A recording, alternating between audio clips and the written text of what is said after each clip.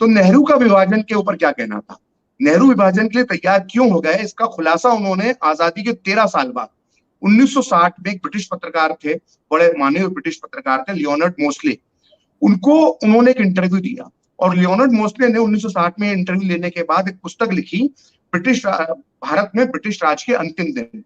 और अपनी इस किताब के पेज नंबर 246 पर उन्होंने नेहरू का इंटरव्यू छापा। इस इंटरव्यू में नेहरू ने मोस्ले से क्या कहा, ये हमारे दर्शकों को ध्यान से सुनना चाहिए। तो नेहरू कहते हैं इस इंटरव्यू में कि सच्चाई ये है कि हम थक चुके थे और बूढ़े भी हो गए थे। हम में से कुछ ही लोग फिर से जेल में जाना बर्दाश्त कर सकते थे।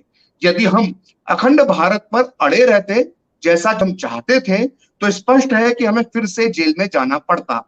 हमने देखा कि पंजाब में आग भड़क रही है और सुना है कि रोज मारकाट हो रही है।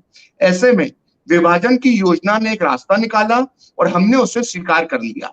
लेकिन अगर गांधी जी ने, एक बार फिर ध्यान से सुनिए, लेकिन अगर गांधी जी ने हमें मना किया होता तो हम लड़ाई जारी रखते और इंतजार करते।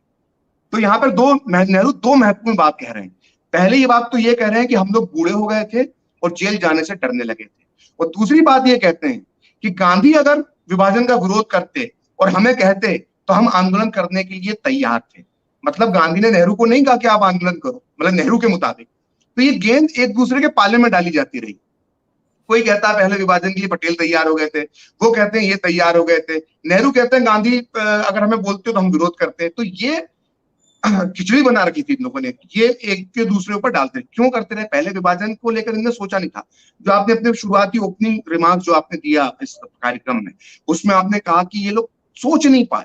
इन्होंने सोचा क्यों नहीं? क्योंकि इन लोगों को अंदाजा नहीं था, या शायद अंदाजा भी था या जो भी था, मुझे दुख इस बात का, विभाजन हो गया, लेकिन जो जाने गई लाखों जाने, ये जिम्मेदार जो हिंदू मारे गए वो नहीं है।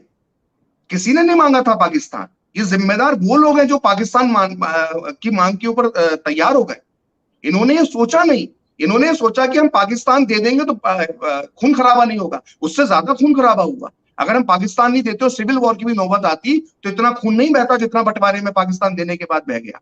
तो ये इनकी दूरदर्शिता की कमी थी इनके अंदर, और ये हालात के आगे मजबूर हो गए थे। सत्ता के लिए पीछे पागल हो रहे थे लोग। ये खुद अपने मुंह से कह रहे हैं, नेहरू ने खुद कह दिया 13 साल बाद कि हम जेल जाने से डरने लगे।